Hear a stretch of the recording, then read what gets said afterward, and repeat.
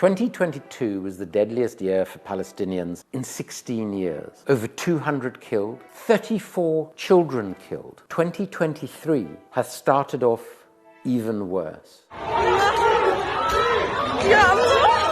Every single morning, we wake up to more stories of Palestinians who have been murdered by Israel. The wanton and often unprovoked killing of Palestinians by Israelis is met only with silence by the rest of the world. Both the British government and the leader of the opposition, Keir Starmer, are not just ignoring the slide into fascism in Israel, are not just ignoring the daily murders and atrocities by the Israelis against the Palestinians, but by silencing any voices in solidarity with Palestine, in silencing any criticism of Israel of any form.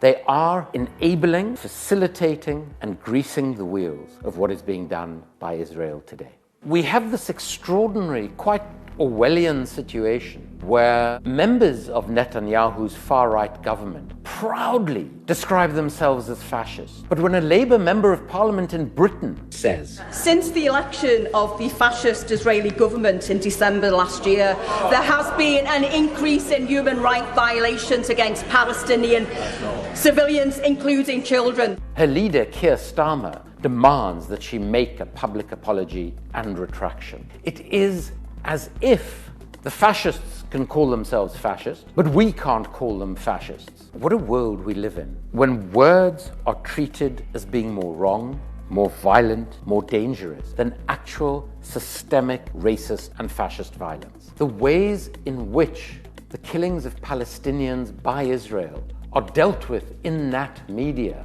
would be absolutely horrifying in many other situations we find ourselves in, including in the Ukraine today. It is seen as noble and right for occupied Ukrainians to defend themselves against Russia. They've sort of grated the styrofoam and they're now putting it into the bottles. The styrofoam works to make the Molotov cocktail sticky, to help it stick to vehicles, to other targets as well. You can see them grating it. So why is it not right for Palestinians to defend themselves against their occupier, Israel? We're encouraged to support Ukraine, to fly Ukrainian flags. But football clubs have been fined for supporters flying the Palestinian flag and reported to schools under Prevent as terrorist sympathizing. Babies and children are getting killed for no reason at all in Palestine. You've got your racist views, take them somewhere else because they're not welcome here. Why this total difference for Ukraine and for Palestine?